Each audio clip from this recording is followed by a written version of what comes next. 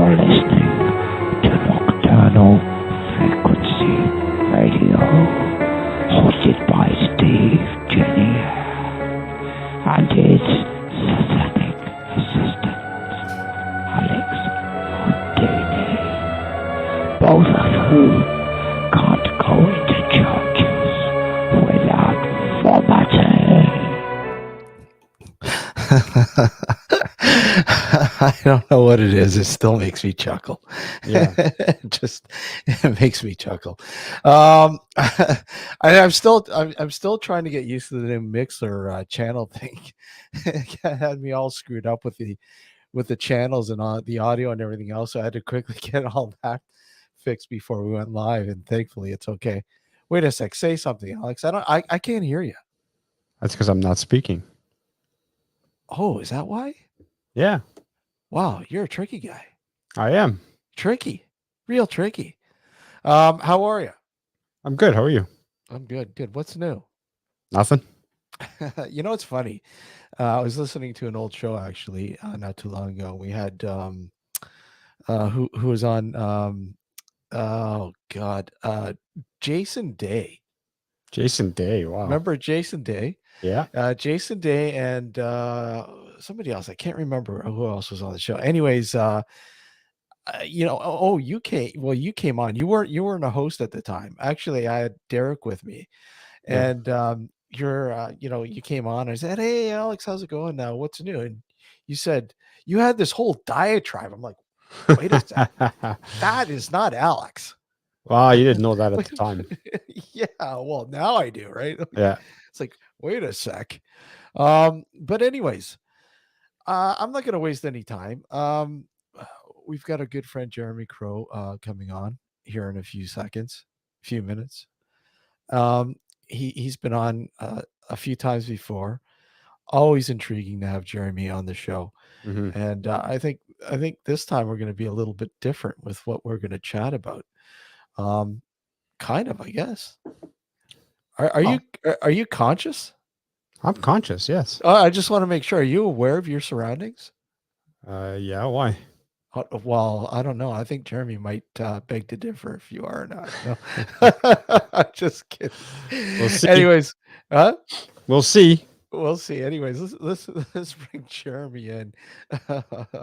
How you doing, Jeremy? Good. How are you guys? Good. What's going on? Actually, I am a little bit sick. I apologize. Just came down with something today, so yeah. the waist is a little off or something. That's why. Yeah, I've been dealing with something for a couple of days now. You're always dealing with something. Daughter had to do, so poor thing. Yeah, well, hopefully it's nothing too major. Yeah, well, I did a COVID test earlier today, one of those at-home ones, and it was negative. So yeah, fingers crossed. Yeah, there's a lot of flu and common colds going on. So yeah, I mean, I had a cold there earlier myself, and yeah, it's crazy though. You know, it's like, wait a sec, now I better test myself. And before this, it wasn't even a thing. How come we never tested ourselves for colds? Yeah. Colds or the flu. Wait, do I have a cold or do I have the flu? I can't tell the difference. I just feel sick. And I think COVID's pretty much like that now. Yeah, it's like part of the whole possibility of getting sick now. It's just part of reality. Yeah, exactly. Reality. It's a stark reminder. Is it really a stark reminder? Is it just like an awful joke? You know what? The last time we had a conversation, Jeremy, the last time you came on, not too long ago, I wanted to show you a book and I couldn't find it, and I found it now. So just hold on. You guys carry on. I'll get the book and I'll show you. So, you know, besides being sick and well, hopefully, like you get better much sooner than later. It's nothing major, but you know, you're on there for a little bit near the end of one of the shows that we were having, and we got into such a really cool discussion about astral projection, kind of lucid dreaming, and trying. Is that the Donald Tyson? It is Donald Tyson. Yeah. You have that book? No, it's a great book. I have his 13 Zodiac one that's related to the Necronomicon stuff. He put out like 3 books or something like that on the I think I Necronomicon have that one too. The 13 Gates of the Necronomicon. Tarot, but I don't have that Alhazred book. It's a good read. I recommend you pick it up. The 13 Zodiac one, that's I can't remember what it's called, but Donald Tyson has one related to 13 zodiac signs associated with the Necronomicon. Mm-hmm. Yeah, it was okay, but it was more of like a reference book. It wasn't like a book that you just sit and kind of read through to get. Well, this is a story, right? Like, you kind of reference it if you need to. Yeah. Is that what that one's like too? That's basically it's not. Well, I mean, it's a story about Hazred, right? Going from how he became, or sorry, from where he started to where he ended up writing, being who he is and writing the Necronomicon kind of thing. So it's a story. It's Donald Tyson's version of how he came to be, kind of deal. Oh, okay. Cool. Intriguing. Yeah, that's cool. Donald Tyson. I'm not familiar with him. He's a Canadian author, actually. Oh, really? Yeah. I mean, it's, as long as he's still there, I don't know, but he lived in Maritime. Yeah. Wow. Interesting. I have to look into that. Donald Tyson. Yeah, he's put out a bunch of good books. A little bit of an iconoclast. He doesn't always go with the mainstream version of things, but his book, Enochian Magic for Beginners, Mm-hmm. cool. He goes really in depth on that. And his book, New Millennium Magic, really good. Really good. It used to be the New Magus or something like that. I can't remember the original title, but then it got updated like a long, long time ago. And it goes through all kinds of different things like numbers, geometric shapes, and their association with different magical tools and things like that. And I thought that he did an amazing job. And especially, he goes over a method of tracing the pentagrams in the air that makes so much more sense than the way that the Golden Dawn did it. Mm-hmm. So the Hermetic Order of the Golden Dawn was this kind of a co-Masonic order that had magic in it back in like the 1800s, I think it was. Yeah, it was like mid to late 1800s. And they had a ton of like poets and artists involved in their organization, and they would draw their form of magic pretty much influenced so much after that. What they put together as a system of magic has influenced modern ritual magic. Like, you can't even understate how much. But they had this convoluted way of drawing the pentagrams for the different invoking or banishing of the different elements associated with the different points on the pentagram. And it was, tortured and convoluted. And Donald Tyson has an alternate version of it in that book, New Millennium Magic, that makes way more sense. I think what he does is he just starts at the point that represents the element, and then you just draw clockwise from there if you're invoking it, or counterclockwise if you're banishing it. Interesting. Whereas in the Golden Dawn, they did something like if you wanted to banish Earth, and then you would start at Earth and go towards Spirit, and then continue from there until you got back to the beginning of it. And some of them didn't really make very much sense because you can't go directly from Spirit except from 2 other points. So if it was like air, you'd have to go over to like water or something like that. I can't remember exactly, but it wasn't very consistent in the Golden Dawn. And you had to draw the same way that you draw it, do double duty for more than one type of pentagram. And the way that Donald Tyson does it is just so much more elegant and makes so much more sense. Now, I gotta pick me up with a copy of that book. Yeah. I have to pick myself up a couple of those books. Hmm. They both sound pretty cool. Beginning guide to scrying as well. Which, Scrying? yes. Yep. Oh, okay. So that includes some of the most detailed instructions I've ever seen on using a crystal ball for scrying, for example. Wow. Have you ever scryed? I've done some scrying, but not the crystal ball style that he described. Yeah. But in the Golden Dawn, Mhm.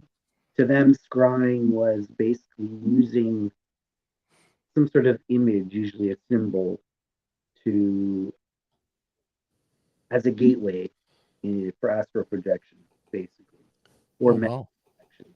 It wasn't necessarily full on, fully immersive in the astral realm, losing complete awareness of your body. Sometimes you can do what's called mental projection, where you um, it's basically like daydreaming, like really daydreaming, where you don't Yeah.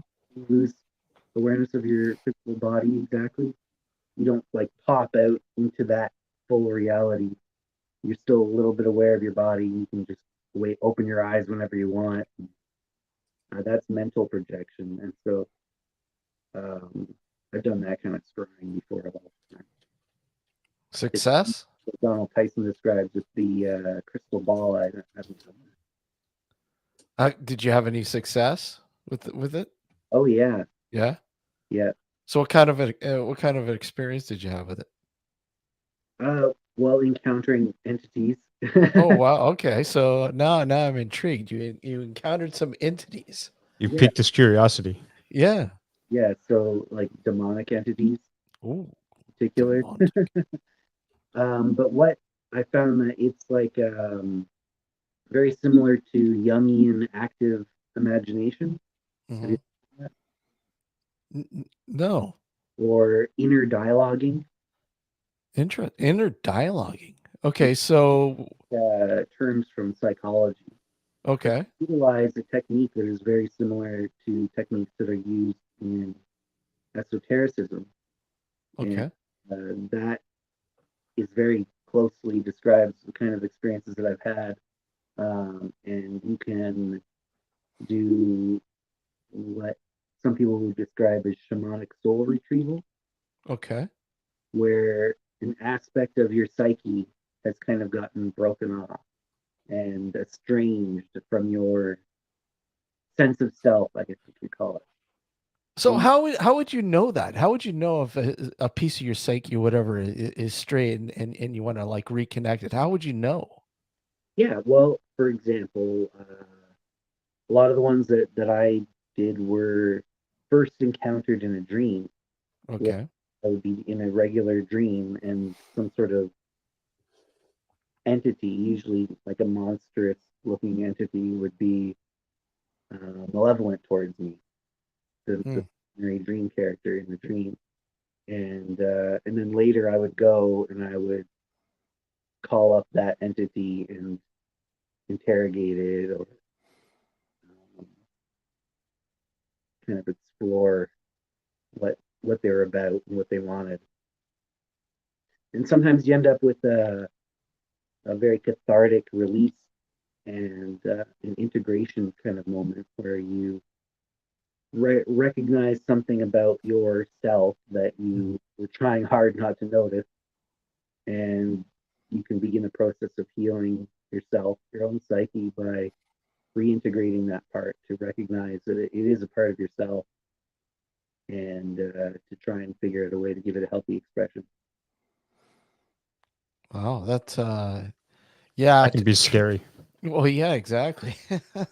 Yeah. You know. Hey, you got to be gentle with yourself with that kind of work, because if you expose yourself to too much of these buried and suppressed traumas, really, uh, aspects of yourself that kind of got sharded off through trauma, um, it's suppressed for a reason. Hmm.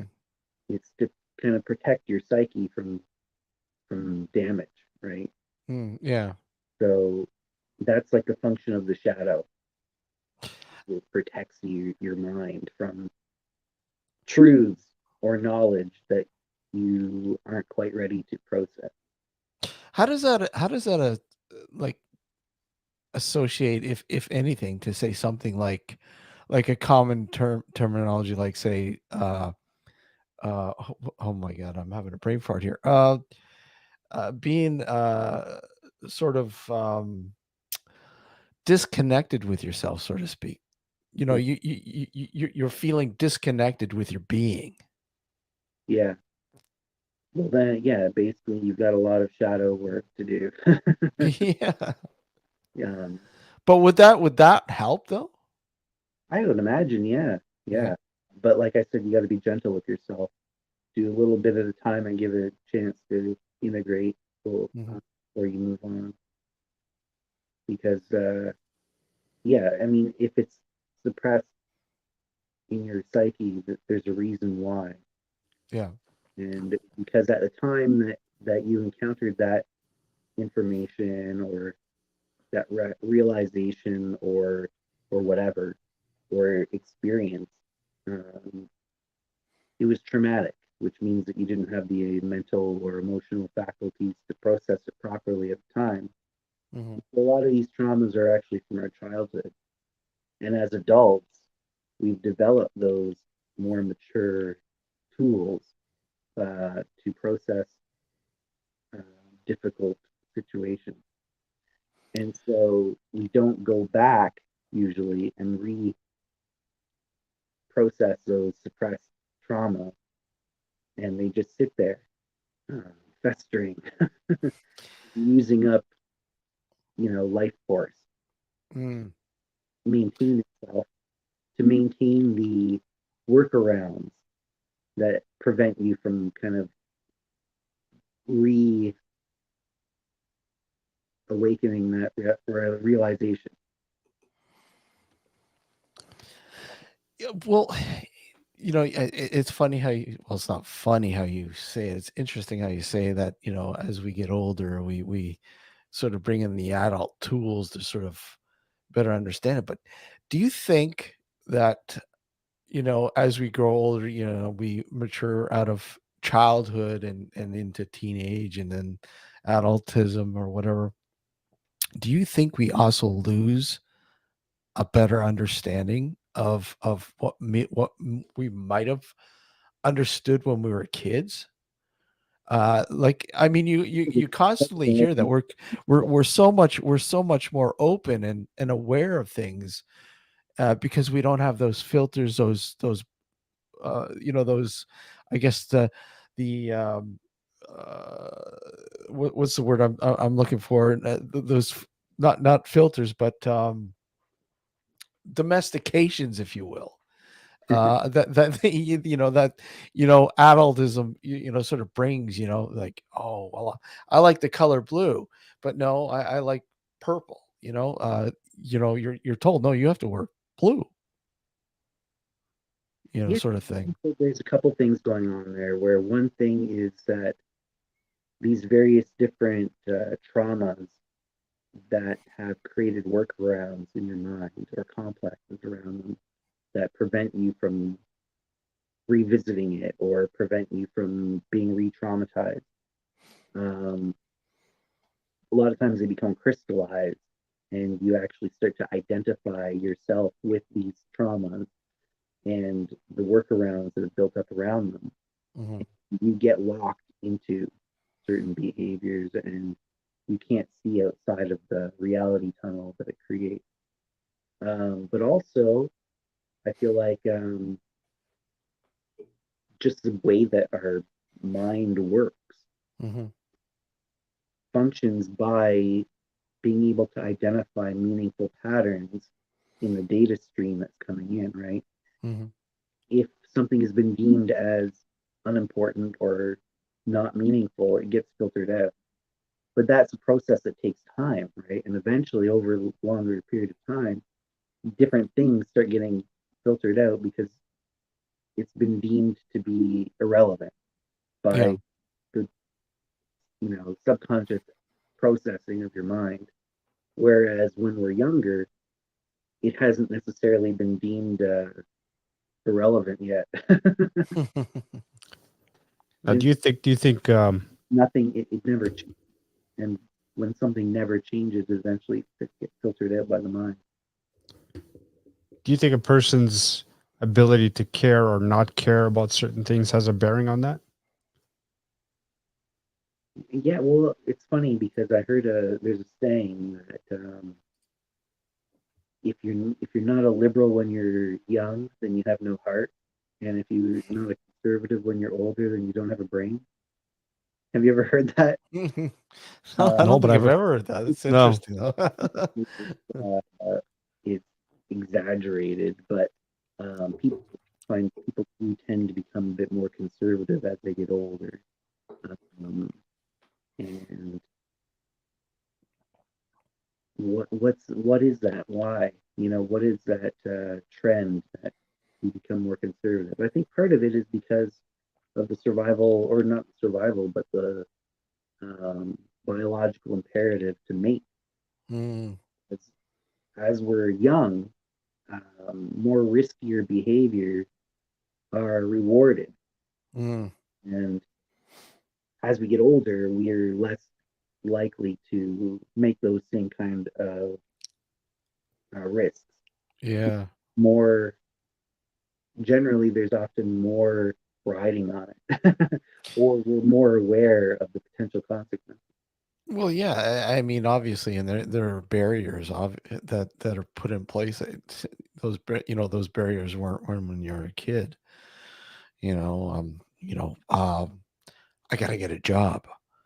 Right. I got to do this, I need to save for that, all these sort of, and then, stresses, there's so many, new stresses that are introduced, when you're an adult, even, reaching adultism, adulthood, sorry, where they weren't with, where, you're a kid, you're not aware of that kind of stuff.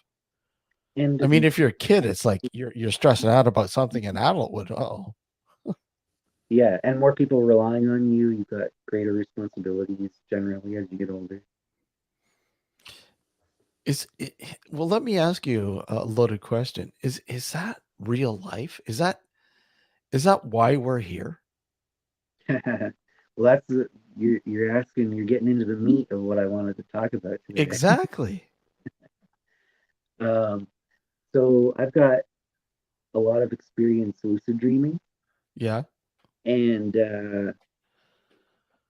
it's had a huge transformative impact on my psyche and the way I look at the world. Mm-hmm. Had a bunch of different experiences within dreams and within the waking realm, and in between, have led me to certain uh, realizations and certain ways of looking at the world. Mm-hmm. I've come to At this point, I've come to the point where I basically feel like anything that you are experiencing, whether it be what we refer to as the waking experience or what we refer to as dreaming, Mm-hmm. or um, astral travel or out of body experience, Yeah. any of those experiences, if you're having an experience, then you're in some sort of dream, of one type or another. Like right now, we're having a dream. Mm. we're experiencing something right now, and that means that we're in a dream of some type or another. And there's different ways you can check which type of dream you're in, because there's slightly different rules that govern the different types of dreams. So I kind of wanted to do a thought experiment. Mm-hmm. So have you heard of the idea that our minds are more like a receiver, like a radio or something? Yeah. Yeah. Yeah. I believe Nikola Tesla talked about that. Mm-hmm. There's some source of truth in the universe, and that his mind is just a receiver of that. And he doesn't know where it is exactly, but he knows that it exists. I think it's something along the lines of it's close. But picture your mind as a receiver, and like a television, for Mm-hmm. example. And now the television has two channels that you can easily change between. And one of them is labeled with a symbol with the sun. The other one is labeled with a symbol of the moon. And there's also an on-off switch on the television, right? Mm-hmm. And now, instead of a TV that you're sitting in front of watching with your eyeballs or whatever, imagine it's fully immersive virtual reality, near perfect Mm-hmm. virtual reality experience, multi-sensory, you know, all the, olfactory, kinesthetic, gustatory, visual, auditory, all that. And instead of somebody physically in a body sitting in a virtual reality machine or whatever, it's directly being beamed to your mind, your pure, Yeah. right? So you've got this virtual reality that is that you can tune into either the solar channel or the lunar channel. Hmm. Now, in the mainstream interpretation of what's going on here, the solar channel is the real world, the so-called real world, right? And the lunar channel are just dreams, right? Mm-hmm. It's only in your own mind. It's only in your head, right? And the solar channel is the real world. The lunar channel is just dreams. That's kind of how we our culture sees these things by default, right? Yeah. So there is the dreamer perspective or the oneironaut perspective. Oneironaut is just a word that means like a traveler within the dream realm. Okay. So the dreamer perspective would be that both channels are just as real or unreal as each other. Hmm. That both are simulations, but they're just based off of two different data sets. Okay. So there's a bunch of different interpretations within that as well. Yeah, I bet. And that's what I want to ask. It's like, okay, so the two of them are simulations. Then were these simulations were their origins? I mean, Right. if they're simulations, then what are they like? Where did they come from? Like, what are they based upon?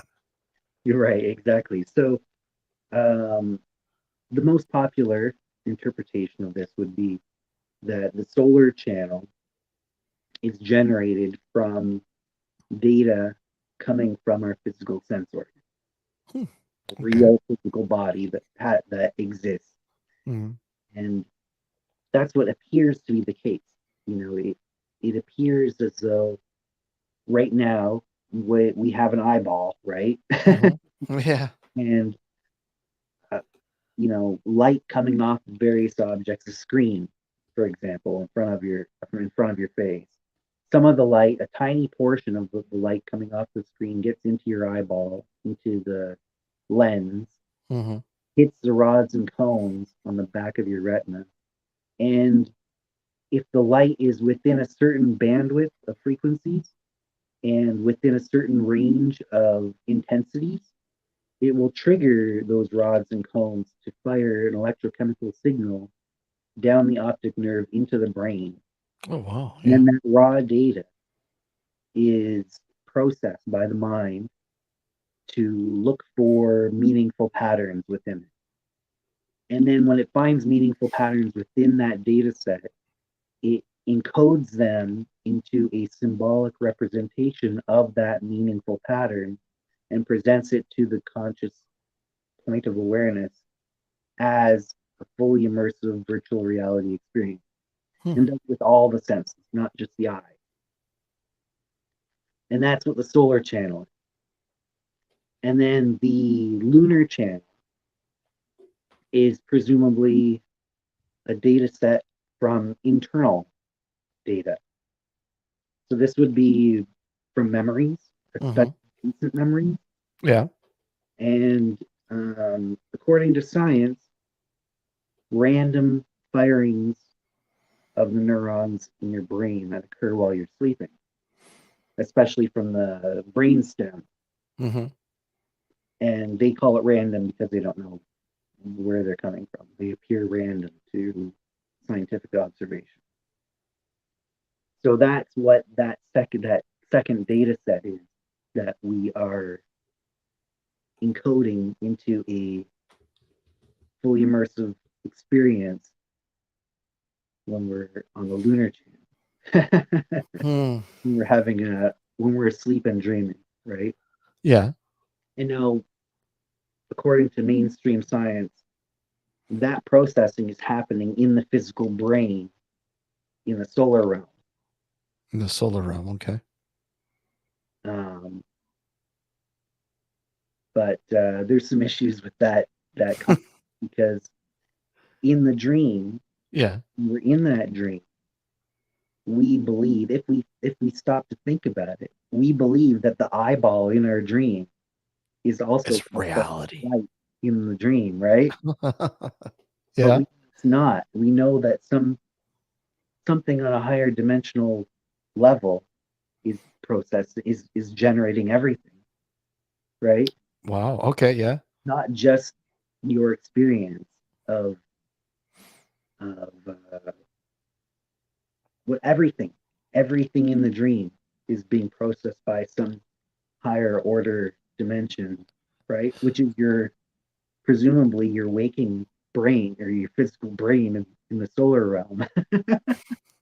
It's getting convoluted already, but that's fine. I mean, to simplify it a little bit, I guess, is, something simple like saying my perception of a scenery would be different from your perception of a scenery, and same with Alex. But our perception may not be correct. There may be something else going on, and we need something. What do we need to see it properly, per se? lucidity. Lucidity. Yes. Okay. Awareness, right? Awareness. You're aware of the nature of the reality that you're being presented with, right? So right now, let's presume that we're in a solar experience right now, right? So that would be the idea that there's this idea that, okay, another interpretation, right? The solar channel and the lunar channel are both dreams or simulations, which I believe. Yeah. Because the way that it processes, right? We're not directly experiencing a red apple when we look at a red apple, right? Yeah. We're experiencing a symbolic representation of a meaningful pattern that our brain has identified previously as meaningful, and then symbolically encoded that as the experience of red in the shape of an apple that gets presented to our conscious point of awareness, right? So we look at a screen, we see the screen, but really there's no such thing as red in reality. There are frequencies and patterns and things like that the data we're getting access to, and then we're encoding part of that data that we determine as meaningful as the experience that gets generated.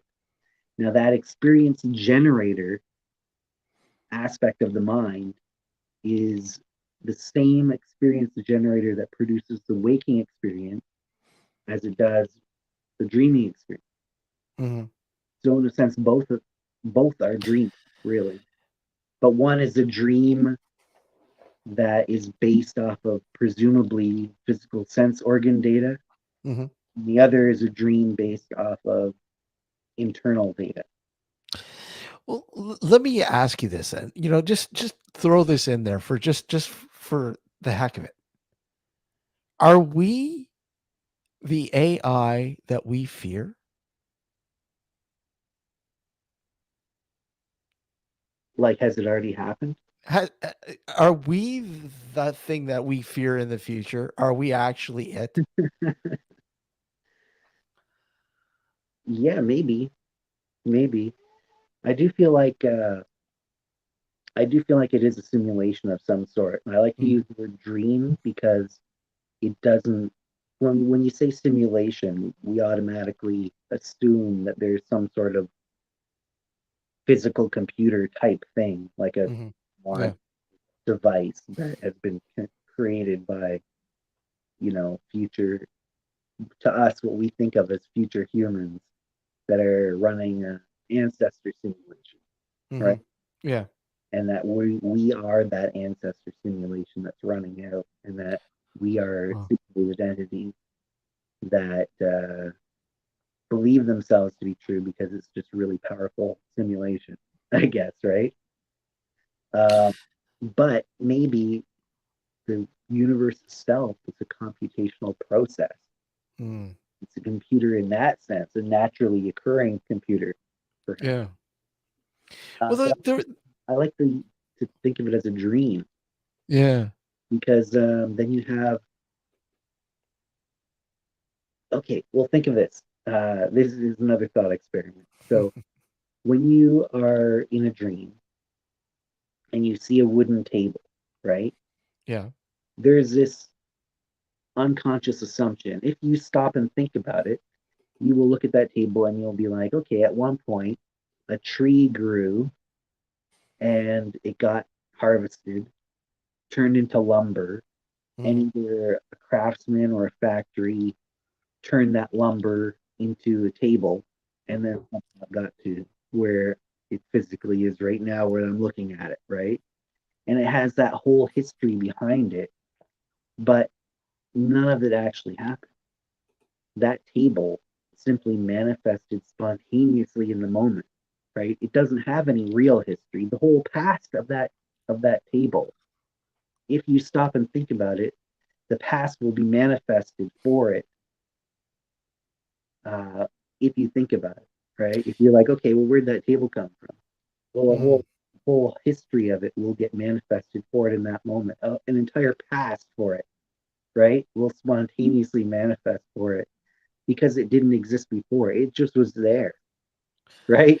Yeah. Well, I mean, when you look at it, we rely on tangibility, right? I mean, that's a given. The physicality of the world, of everything that comes with it, we rely on it. I mean, if we don't see it, it's not true, sort of thing. It's not real. Right. And then, but when you look down to the molecules of the physical world, they're not physical. Right. They're not physical in the sense where, look at, I've got a table in front of me, but if you look down to the neurons or the molecules, they're moving so slow or so fast or whatever else, creating this solid sort of texture that we think is physical. That's real. Like a field. Like a field. If we were able to control that and manipulate that, now we're talking. Are we getting into the metaphysical sort of aspect of things here? Yeah. Now, think about this. If you're in a regular dream, Yeah. you believe to be a waking experience while you're having it, right? Which is generally what most dreams are. In most Mhm. dreams, we accept the reality that we're being presented with as real physicality, right? Yeah. Whether we're awake or whether we're asleep, whatever is presented to our mind as an experience gets generally accepted, no matter how ridiculous.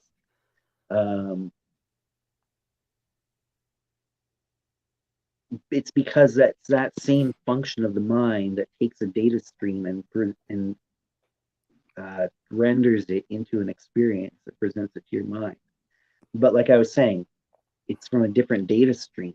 So it's either from what we believe to be our physical sense organs or from some sort of internal material. Now, one interpretation is that essentially that when we're on the solar channel, that we're tapping into some sort of collective realm, that more than one conscious entity is participating in, co-creating. And like you and I, like all of us that are here witnessing and experiencing and participating in this conversation, we all have our own independent sentience, right? Yeah. And that when we're on the solar channel, we're in a multiplayer server, if you want to use a video game, right? A multiplayer experience. Whereas when we're in the lunar channel, we are in like a solo player experience, where everything in the dream within the lunar dream is all within our own mind. Everything that you see in a lunar experience or when you're asleep and dreaming is an aspect of your own psyche, right? Okay. Now, there's another school of thought where both the solar and the lunar are both collective realms, but they're just different bandwidths of reality. So you've got the slower frequencies that represent the physical, what we think of as the physical world. But then if you look at the band of frequencies right above it, in terms of speed, then you get into the astral, you could call it, right? Yeah. What I've been referring to as the lunar. And that a lot of people believe to be a collective realm as well. That it's not all just within your own head, that there are entities with their own independent sentience in those astral realms as well. Now, there is a caveat that most of the time when you enter into a dream, you're in a realm of the astral that is generated by your own internal psyche, right? Almost everything that you experience within that part of the astral is your own psyche, but that you can travel to other dream worlds or other dreamlands, foreign dreamlands that are other parts of the earth, Okay. that are even beyond, that are extraterrestrial dreamlands that you can enter, a collective realm that is part of the astral that you can access as well. And some people will refer to that as an astral projection, whereas a dream is Yeah. still locally within your own psyche. You know, the terminology, this is mind-boggling. No, ITC, the ITC. You're the lunar channel. You're Yeah. in nocturnal frequencies. Yeah, exactly. We're always on the lunar channel here. Yeah, we're always on the lunar channel. But there was a group a research group in the UK, I believe, ITC, and they were doing a lot of audio frequency sort of work and especially with electric voice phenomenon, and they were patching into some interesting stuff. Now, is it real? Who knows? It by all means, it seems like it's real. It's not a forgery, fake, or anything like that.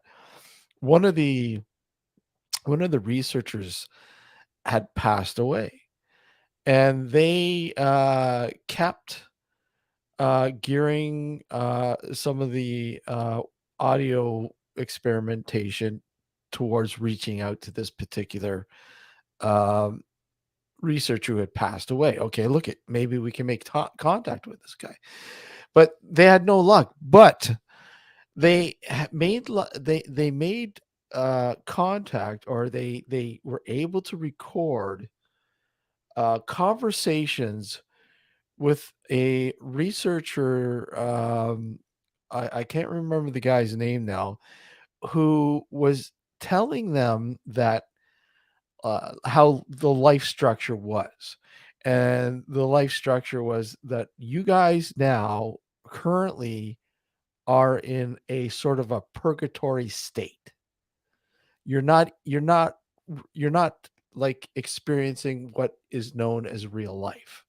It isn't until you pass away, you die, and you transition into what he was calling the real world, the real life, what you'll experience, what it's all about once you transition through.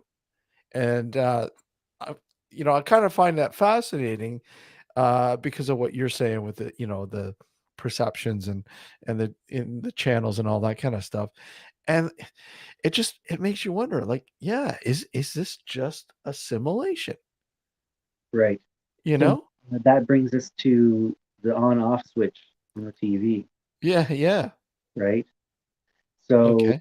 we're not always having an experience.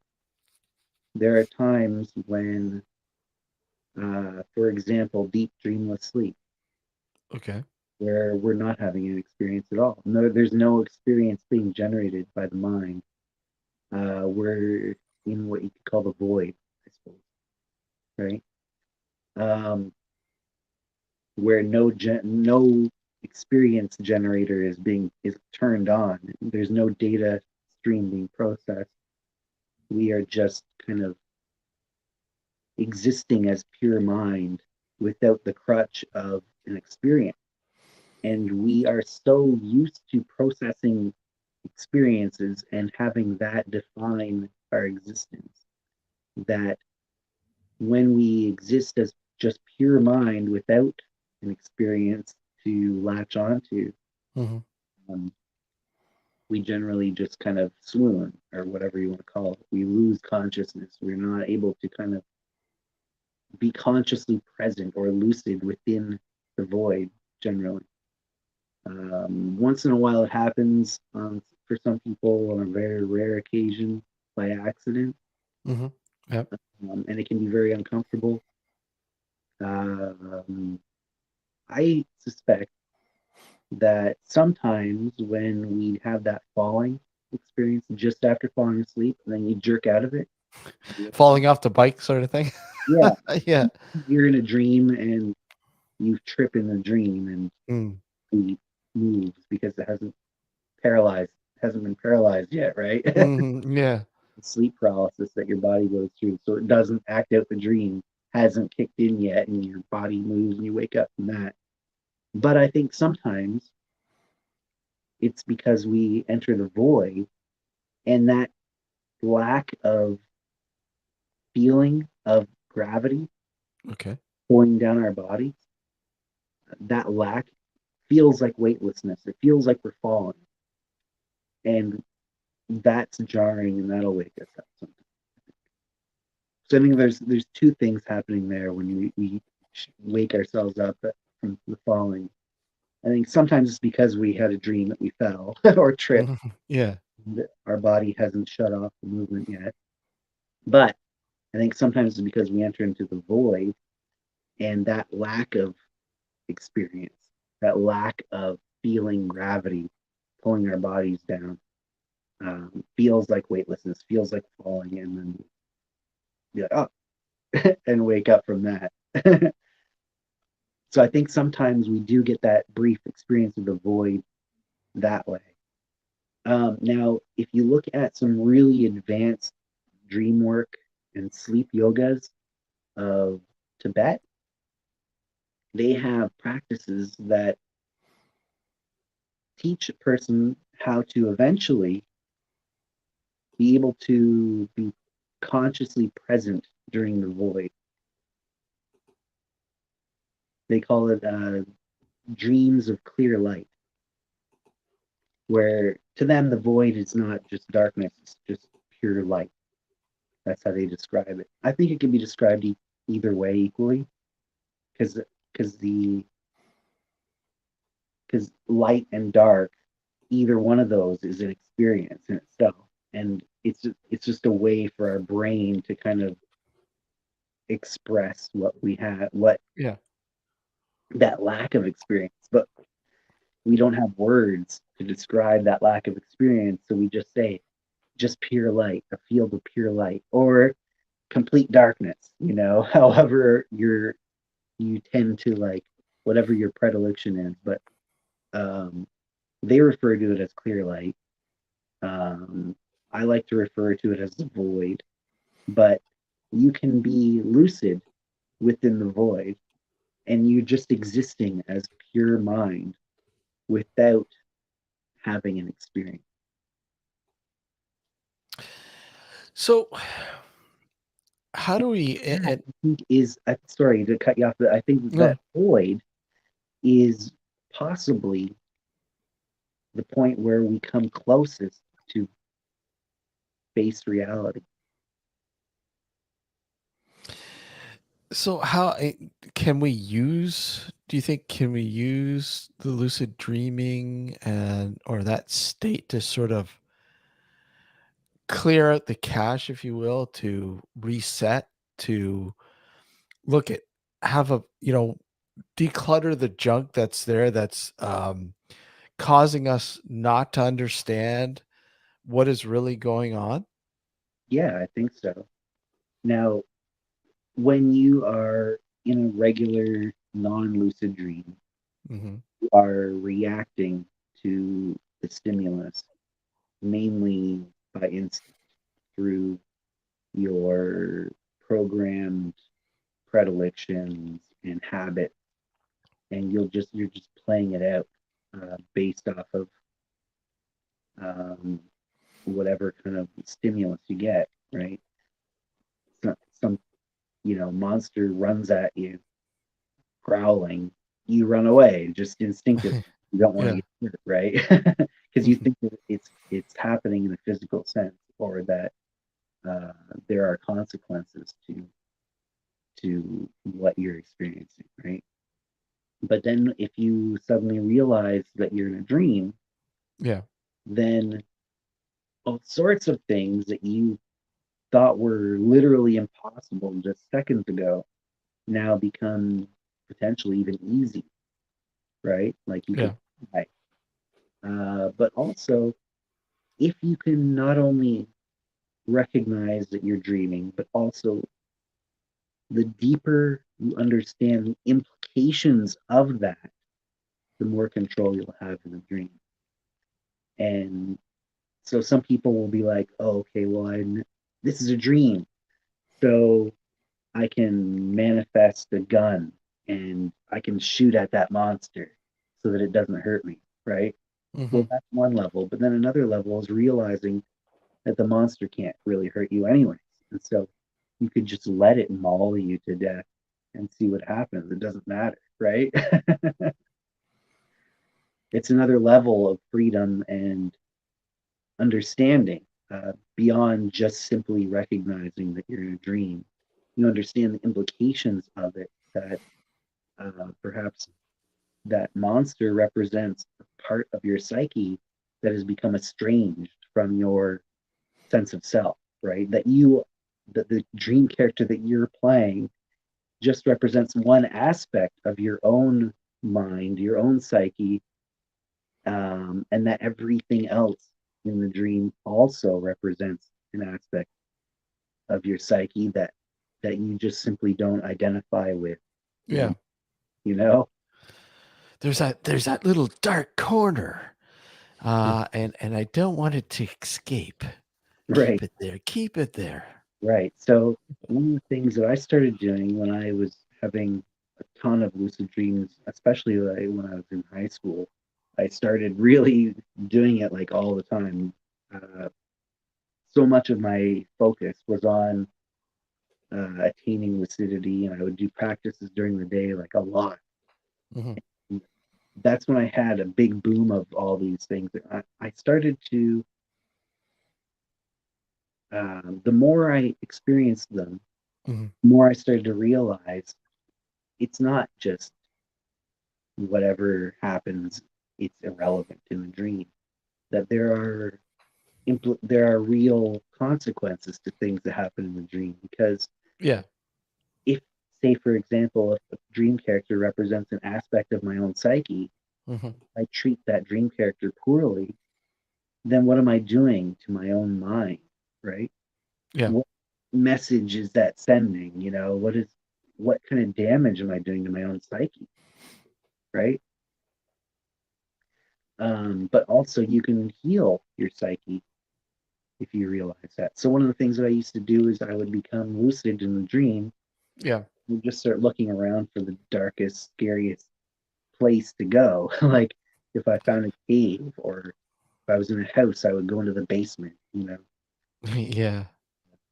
look for a dark crawl space under the Your stairs, worst right? nightmare.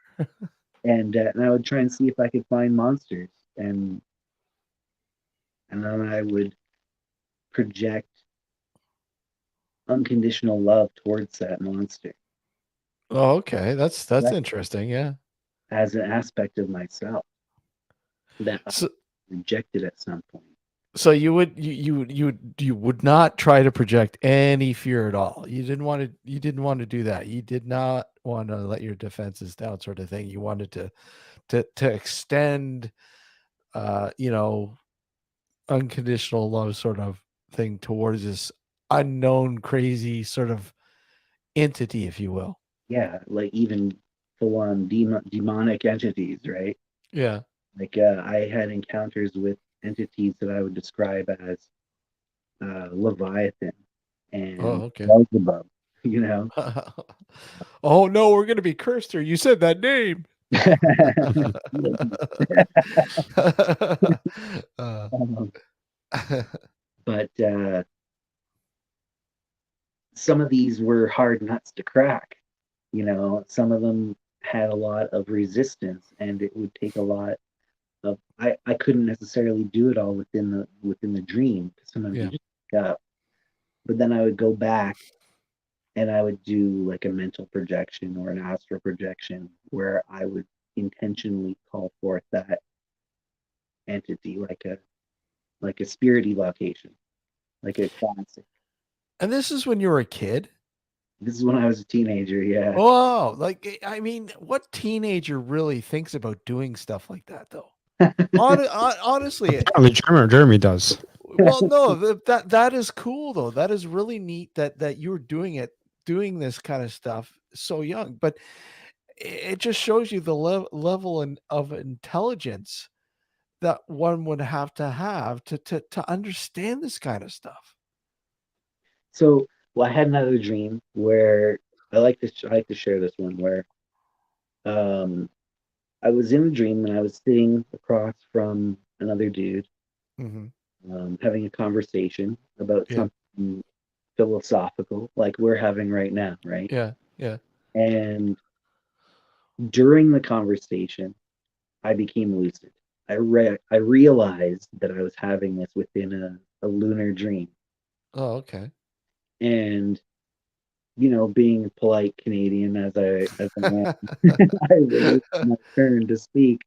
And when he finished his thought, I said, this might be a little bit off topic, but do you realize that we're in a dream right now? And then he was like, and he thought about it for a second, and he looked back at me and he said, okay, well, if this is a dream, is this Hmm. a dream or is this my dream? The dream character said this. And I was like, whoa, taken That's back. intense. I had to think about it, and I didn't know the answer. And I was like, well, how would I even be able to answer this? And in my desperation of not knowing how to answer this question. I just kind of threw the question upwards towards this, whatever, my higher self or whatever you want to call it. I hate that term, but Mm. you know, it's hard to describe what I did, but I basically threw the question up towards some other part of my mind, right? And I was like, help, you know, and it's like I got an answer. It came to me and it clicked, like an epiphany. And I was like, ah. And I said, if this is a dream, then it's just as much your dream as it is my dream, because we are one. And then he thought about it for a second. And then he had an epiphany. He was like, ah. And as soon as he did that, all of a sudden our minds, our consciousness united. Yeah. And we were able to kind of see out of each other's eyes in this 360 panoramic view of space that we were sitting facing each other, having a conversation in. And I woke up in that state. And then I got up, had to go to work. I got up and I got on the subway in Toronto. This is like in my early 20s. And I get on the subway and I'm looking around at everybody and I'm starting to think, how much of that is true during the solar dream as well, you know, during the waking experience. Yeah. And are we all dream characters within a larger dream? You could say God's dream, right? Yeah. If this universe is a dream of God, for lack of a better term, then each of us is a dream character within that. And within that dream, each of those dream characters can have their own internal dreams, right? It's like Inception. Like Russian nesting dolls. So you would have like a symbol of the sun, and then within it you could have a symbol of the moon, and that would be a good symbol to represent that theory. And by the way, us Canadians are polite until you want to take our burritos away from us. Yeah, that's a danger zone right there. That's Venus, right? Yeah. Get that last year. We're gonna take a break here. Station identification for New Visions Radio. We'll be right back. Don't go anywhere, folks. You're listening and watching Nocturnal Frequency Radio here on the New Visions Radio Network, and of course on our YouTube channel, Twitch, and Facebook. We have our good friend Jeremy Crow. Don't go anywhere. We'll be right back. I think we should be right back. I just gotta. It should be. Yeah. We should be. Unless we wake up from this dream. Exactly. If it.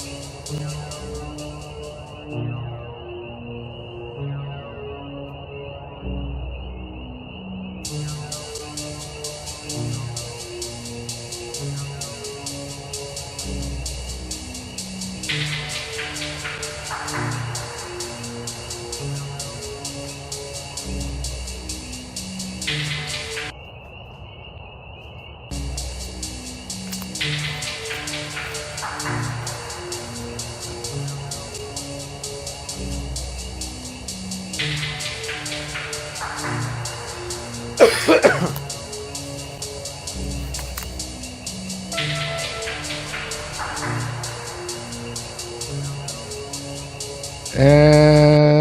welcome back to Nocturnal Frequency Radio here live on the New Visions Radio Network, and of course simulcasting on our YouTube channel and Twitch as well as Facebook. Welcome back, and once again, Jeremy, thanks for joining us this evening, and of course hope you're feeling better. Thanks. So this idea that we are dream characters within a larger dream isn't new, you know. This is an idea that you can find in Hinduism, one of the oldest religions in the world, right? Yeah. Where they say that everything that you experience is part of Brahma's dream, right? The whole cycle of samsara, of death and rebirth and reincarnation, all that is within the dream of Brahma. And it's interesting, you know, what happens if you die as a dream character, right? Well, just another dream starts, right?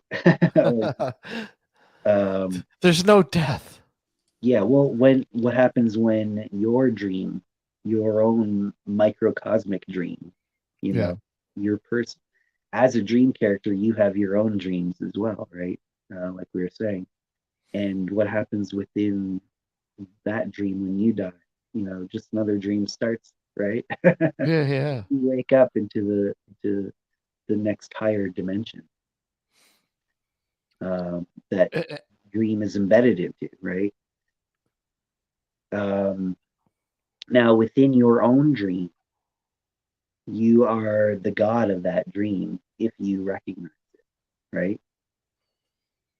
But how do you recognize that, within though? the local realm of the dreamlands, if you describe to a collective dream realm. Yeah. So if God is dreaming, Brahma, or as a thought, you know, which is Lovecraft's term for the god that's dreaming at everything. That's what I thought you were referring to before. Yeah. So if in H.P. Lovecraft's writings, in the Cthulhu mythos, it's called, it's all connected writings. Everything is part of Azathoth's dream. And Azathoth, you could say that that's God in a sense, right? Or you could even say it's a demiurge if you're looking from a Gnostic perspective. But Azathoth is referred to as a blind idiot god. And if you think about it, when you have a dream, when you go to sleep and you have a dream, you created that dream from your own psyche, right?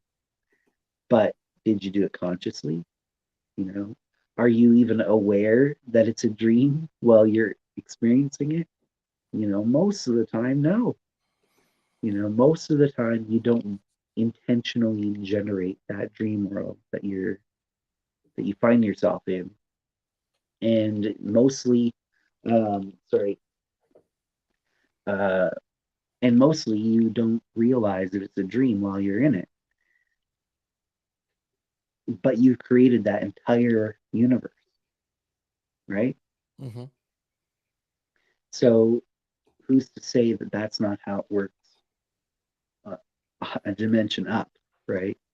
Where the solar dream is being dreamed by some higher level entity, some higher dimensional entity, right? That doesn't even realize that it dreamed.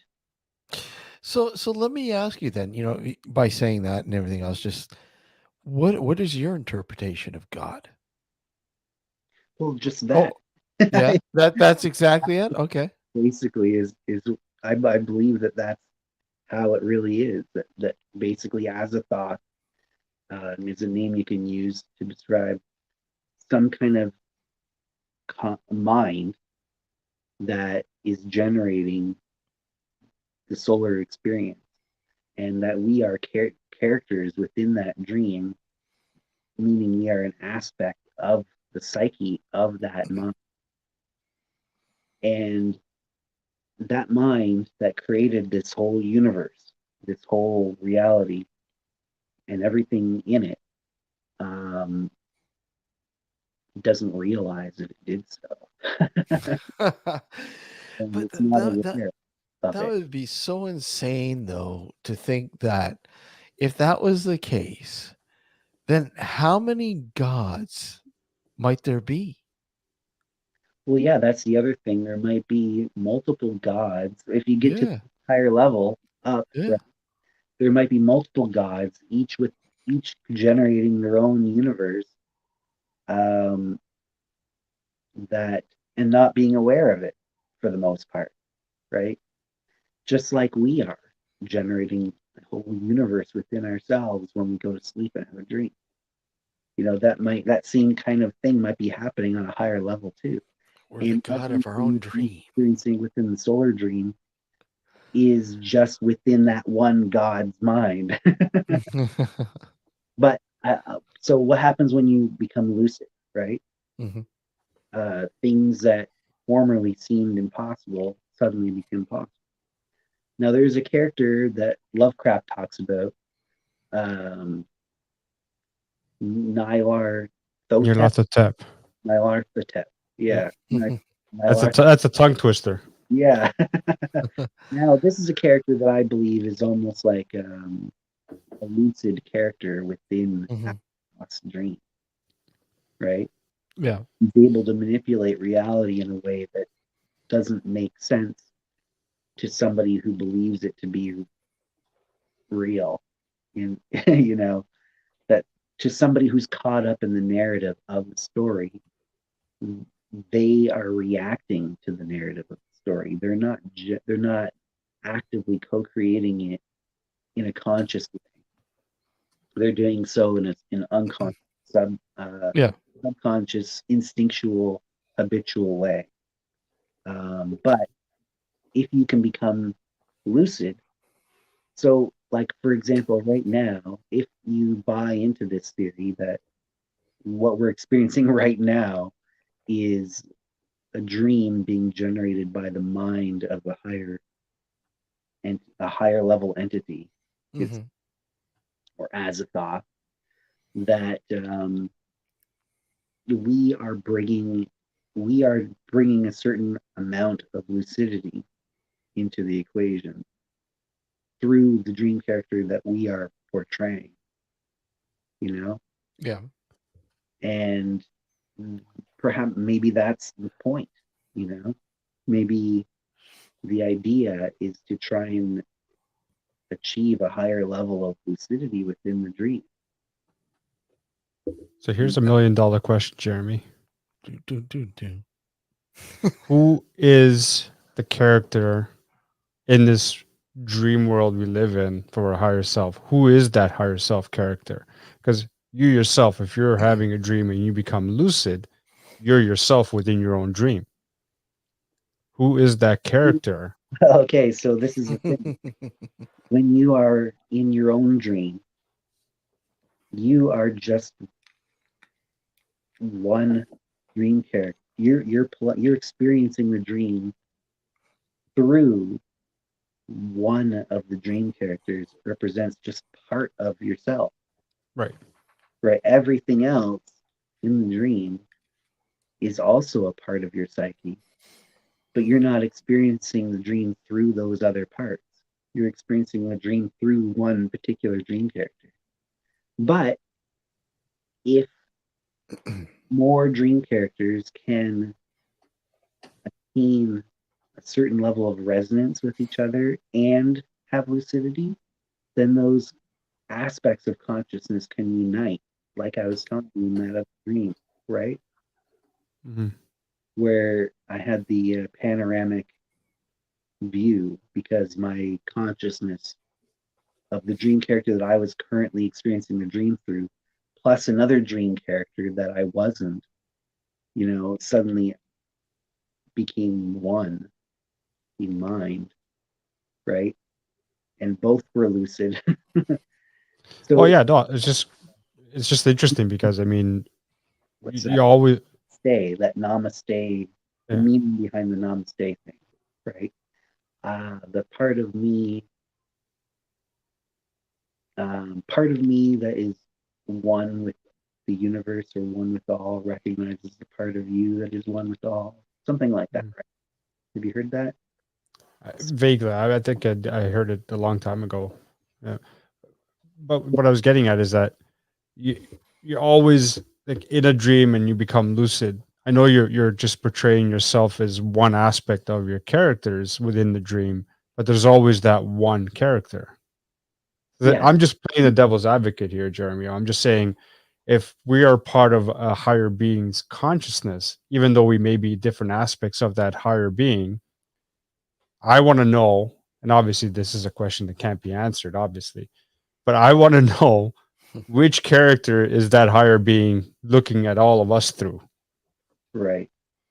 You know, that's the $1 million question. I know that's not something that can be answered, but it's just an intriguing sort of look at it because even in a dream, like even when you don't become lucid in a dream, but then you wake up and you kind of remember those bits and pieces of it, you're remembering it from a specific perspective, right? And that would go the same with the whole concept of us being fragments of this higher being's sort of psyche. I'm curious, who the hell is he looking at the world at from? You know what I mean? Who? And let's go out there and kill the fucker. No, I'm just kidding. Hey, let's go out and just combine and sort of like kind of try to all become lucid and sort of reintegrate into all one sort of, you know what I mean? Like it's kind of weird. It's a weird scenario. Yeah. Well, the thing is, if you can recruit more minds, then you could bring more lucidity to bear on whatever kind of manifestation you wanted to generate. Yeah, that's an interesting look at the way things are. Necessarily, right? Yeah. Now, the dream character that you're playing when you are in your own dream, that's your ego. That's the part of yourself that you consciously identify with. Yep. The rest of it is separate in some way. It's everything else that's not what you are experiencing directly as is a part of your psyche that's fragmented off in some way. Right. And I want to find the ego, so that I can reintegrate it. I don't want to be a part of like some fucking fragment over here. You know what I mean? You are that ego. Oh, maybe. So how can we sort of explain that sort of reasoning if somebody's having, say, a a paranormal sort of experience, like for instance they're experiencing maybe some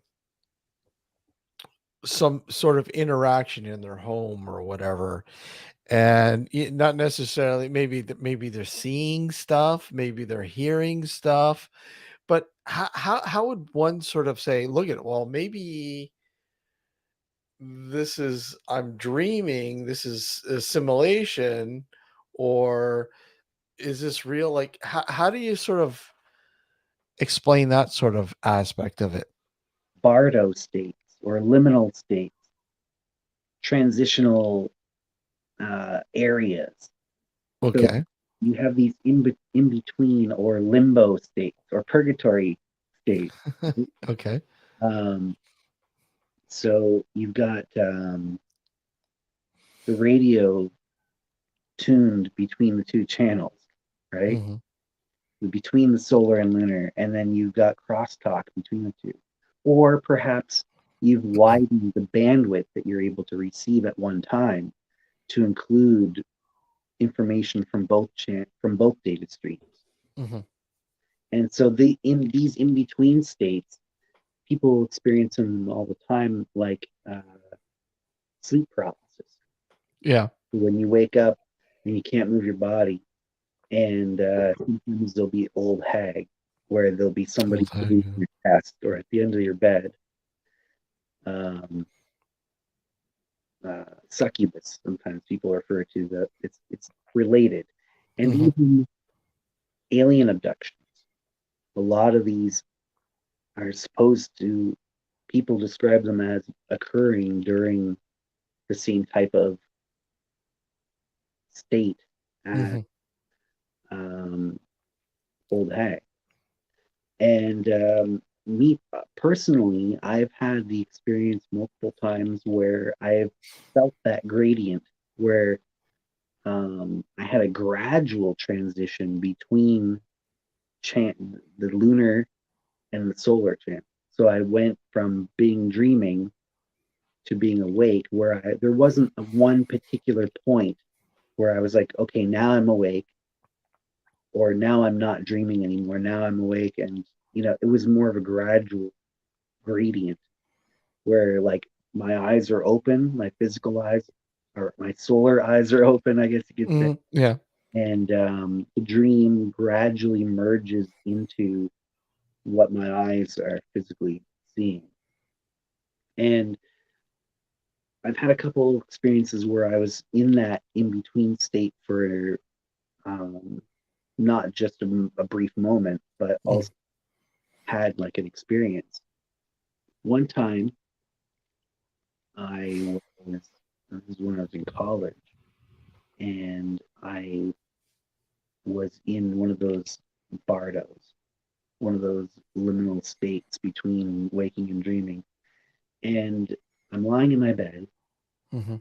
and I hear cackling, like witches cackling in the hallway outside my bedroom door. Oh, wow, okay. And I'm like, oh my God, what is that? It's creepy. And in my head, I think weird sisters, from like Macbeth or something. They're just cackling, like laughing evilly, like evil witches, right? Yeah. And then suddenly, to my left, there's a figure in my room. And it's quite dark in there, but there's this entity standing there in my room beside my bed, and it approaches the bed, and it's like this dark goddess type character where she's got like pieces of moss and like seaweed kind of hanging off of her, and this dank, like earthy odor is coming off of her, and her hair is like long and matted and stuff, and she comes Mhm. at me, and she says, "You're going to die, die, die," something like that. And I'm like freaked out. I'm in the bed, and I'm like trying to like take things in stride, and then I didn't know what to do, so I just said, "I know, yeah, I know," um, because what else are you gonna say, right? I hope. I was hoping in my mind, I was hoping she didn't mean right now, right? But I just said I know, and I can't really remember exactly how the interaction ended, but I remember she basically kind of faded back into the shadows, and I gradually uh, fully the tuner went fully back to the solar channel, and I could Yeah. feel that transition, and it was really freaky, but I feel like there there's some sort of power there. There's some sort of um, I don't know. It's some kind of potential unlocked that if you can access the material or the data stream from the solar and the lunar at the same time, and maybe there's some sort of alchemy there, right? So, what do you Maybe the think? sun and the moon, the alchemical wedding, Yeah. perhaps. But if you were to somehow unlock the ability to be in that state on a more for an extended period of time, you would want to make sure that your own internal demons have been integrated, because otherwise you're going to be haunted, right? Does that make sense? Yeah, absolutely. It does. Now, how does that? How does all this? Oh, well, let me just rephrase this, or ask a different way. What happens to us in your mind when our physical sort of being dies? I don't even think that it's physical. I think that Okay. it's really, I feel like it's being spontaneously manifested in the moment, right now, just like in a dream. But it's manifests with a complete past and future even associated with it if you choose to investigate those aspects. It gets rendered on demand. Right. Yeah. This dream, when this dream ends, you just have another one. And I think that's what reincarnation is basically. It's that it's like, okay, so the void that I was talking about before, right? You could think of it almost like a vast ocean, and waves arise within that ocean, and those waves believe themselves to be independent entities sometimes for a time until they dissolve back into the ocean. And I think that that's what these dreams are. It's like a complex pattern Yeah. in the void that arises for a moment. There was a philosopher that had this concept, and I can't remember who it was or what it was called, but this idea that there was some sort of pattern where suddenly everything is manifested in the moment spontaneously, and it appears as though in that experience that we have a memories of past, but those two are part of the pattern that just manifested in the moment. And there's no way that we can know if we're living within a moment that doesn't have any true past or our future, or if we're genuinely experiencing like a linear timeline. Mm-hmm. Modern science says that time and space are not absolute, that they are more like human concepts. Yeah. Yeah. Exactly. That there's like non-locality, right? There is spooky action at a distance where two quantumly entangled particles can instantaneously affect one another across vast distances of space and time, that we perceive, right? Yeah. That locality is an illusion. It's just a way of processing the information in a way that we can deal with it, really. So to all the people asking or thinking, how do we stop aging? It doesn't help. I still age. I'm getting grayer and grayer. Become lucid, I guess, right? Yeah. Even a higher level of lucidity and everything is possible. It's such an amazing thing to think about. I mean, there's so many possibilities, and it's really like going down a rabbit hole. I mean, you take a route, you run with it, and the next thing you know, there's like 50 other ways to go, and then it's endless. It's endless. Yeah. You know, But that's what makes it interesting. well, I know that's what I mean, but I mean, at the same time, if somebody literally takes all this information and tries to harness it all, it can make you go crazy. Yeah. It really could. So yeah, there are people that don't have a very good grip on reality to begin with. They have a hard Yes. time determining the difference between the solar and the lunar experience. And to be honest, that line is blurring for me the more I go down this rabbit hole. But but I am traveling on a journey through that. So I am learning things along the way and figuring out ways of processing the information.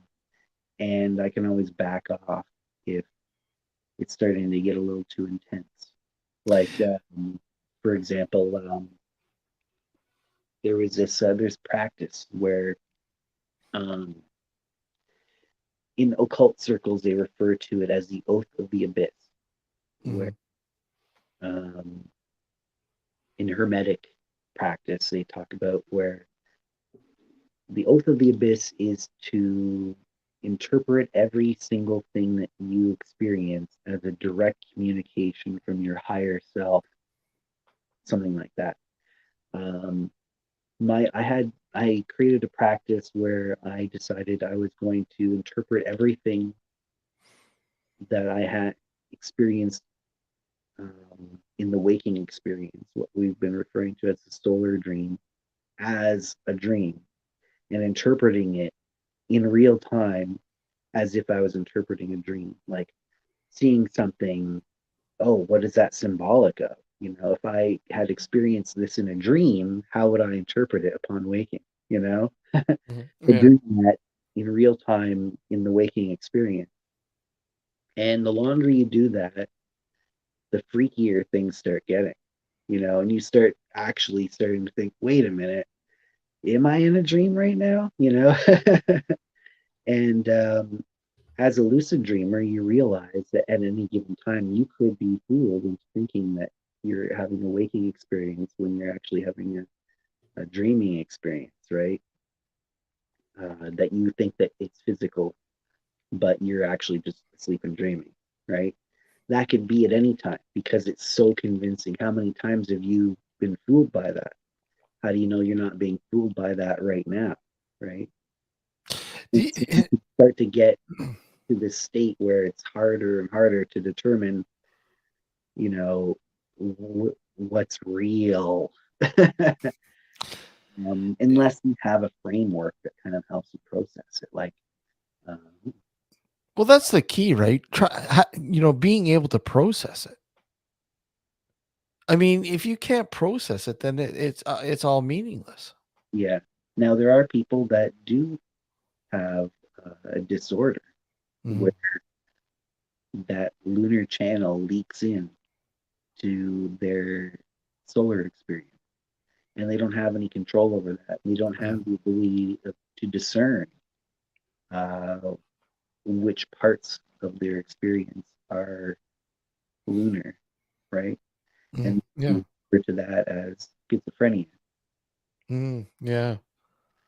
And some people can have a psychotic break where they completely lose the ability to understand whether what they're experiencing is. But do they though? That's the question. Do they actually lose that ability? Are they actually maybe patching into something that we are completely unaware of? Well, they say that the spiritual quest or the great work is almost like courting madness deliberately, right? Yeah. But the difference, I guess, would be control or the ability to turn it off if it gets too intense, and discernment, the ability to discern whether aspects of it are coming, where those data streams are coming from, I suppose. Yeah, it is mind-boggling. I mean, but it is so cool. Do you find that the older you get, Jeremy, the more and more this becomes important? The more what becomes important? This type of thinking, this processing, this understanding that perhaps this is the reality of it all, and not what we're taught, growing up, and going through life, what life is really about, but this.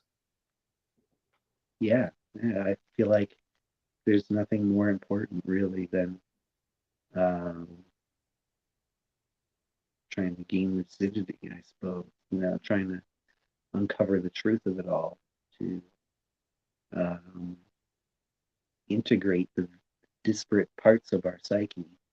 And if we recognize that we ourselves are an aspect of the psyche of some larger mind, that we should seek to attain a certain level of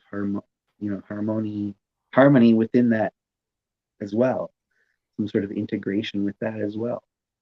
So, um, you know, people think of me as a left-hand path occultist, Mhm. and for the most part, I do identify with that terminology. But when it comes to it depends on what perspective you're looking at it from. If you look at it from a high enough perspective, I feel like I am a dream character within the dream of a higher order mind, right? And from that perspective, the goal would be to, one, become you know, to perfect my own self as much as possible, Mhm.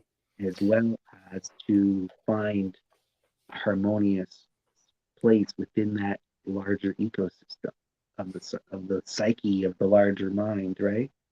Well, And it's that's like you said. through the right hand path kind of Yeah, mold, right? but it's like you But said, it's you're on a journey. Mhm. from You're on from a journey, and you're from constantly learning. I'm purely left hand path in a sense, because I become Yeah. the god of that entire world. Mhm.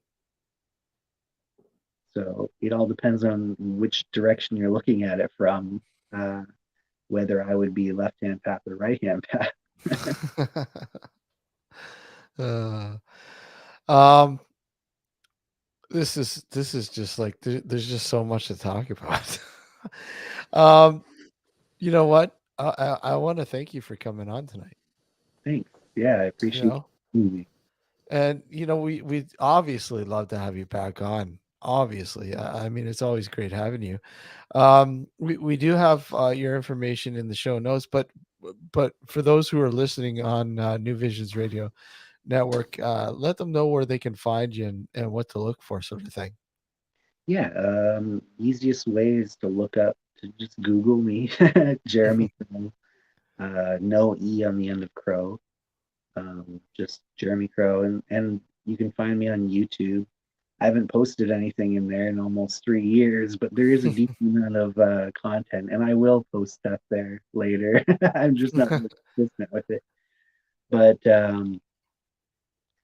I've got a YouTube channel, I've got Twitter, I've got my own website, which is jeremycrow.com. Um, And can they find everything on jeremycrow.com? yeah, you can do jeremycrow.com, and my I've got a bunch of articles and videos and links on there.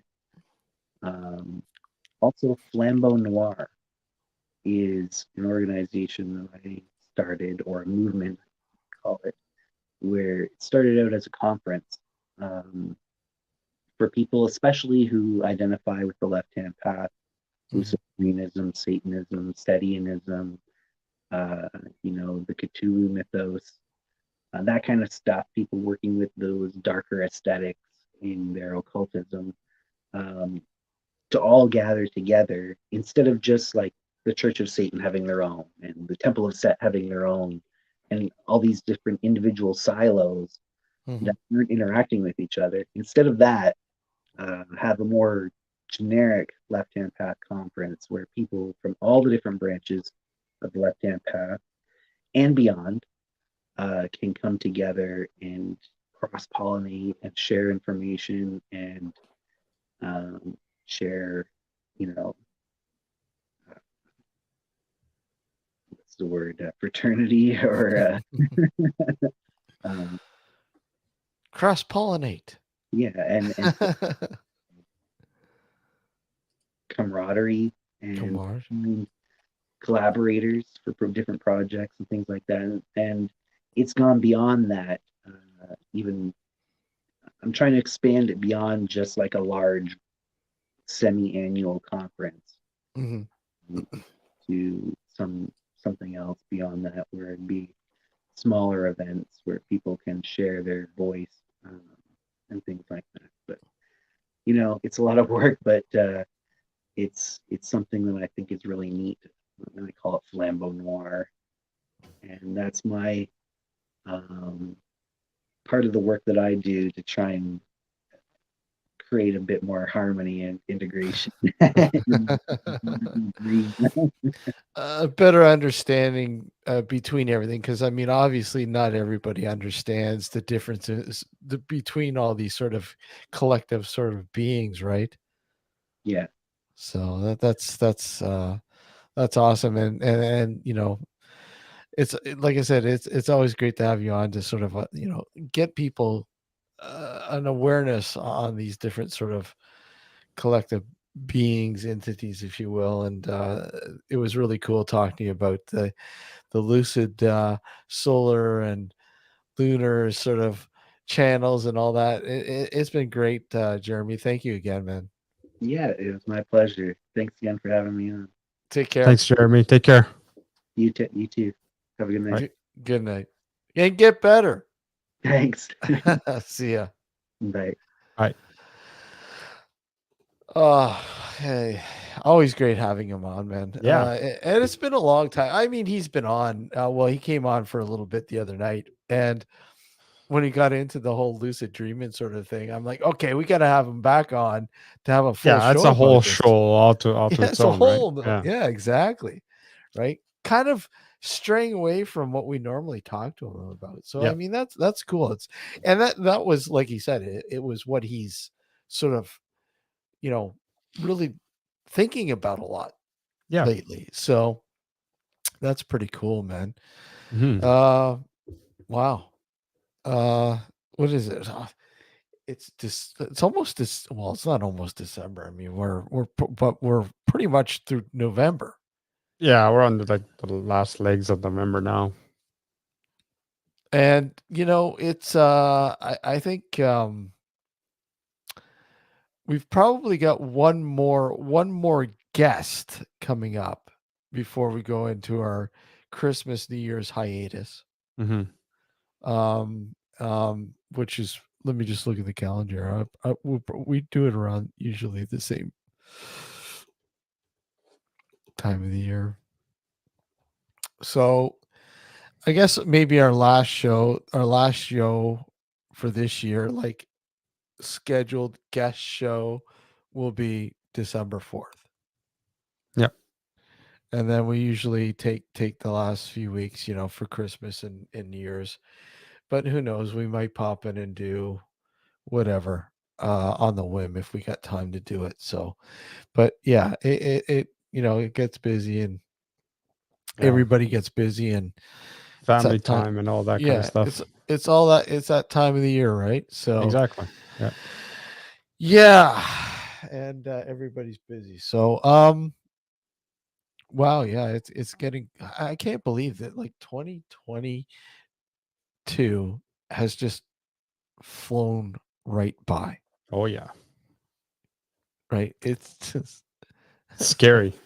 Where did it go, man?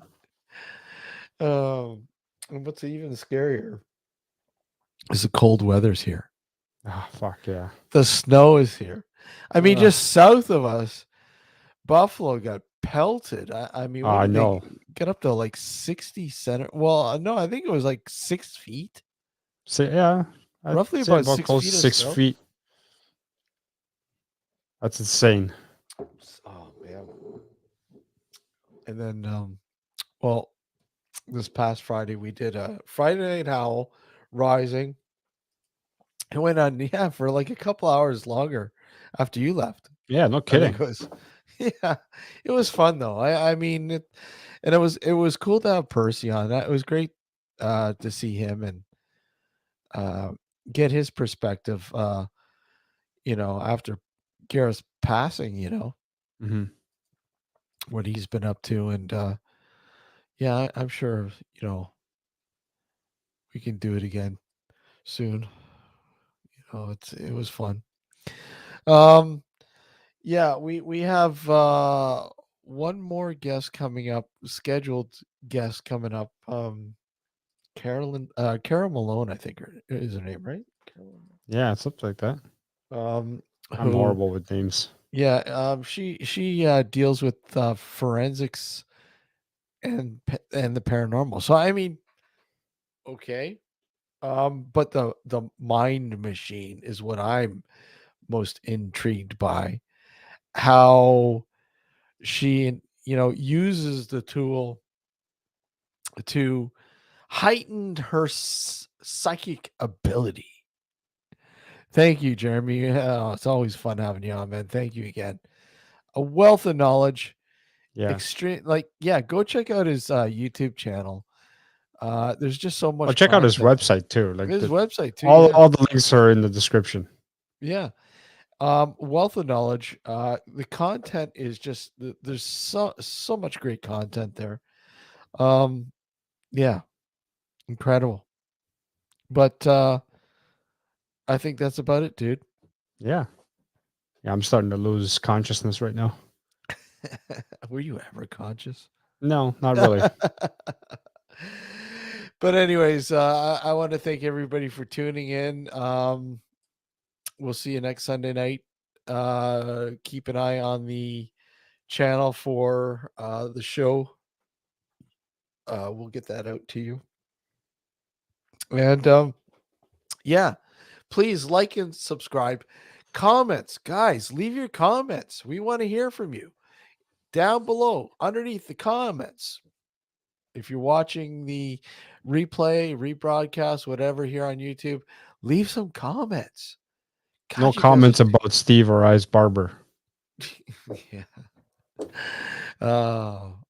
But you can comment all you want on this burrito. Yeah, for sure. I'm just kidding. But anyways, thank you everybody for tuning in tonight, and thank you, Jeremy.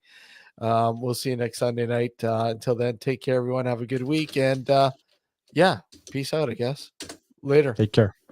Later. Good night. Night.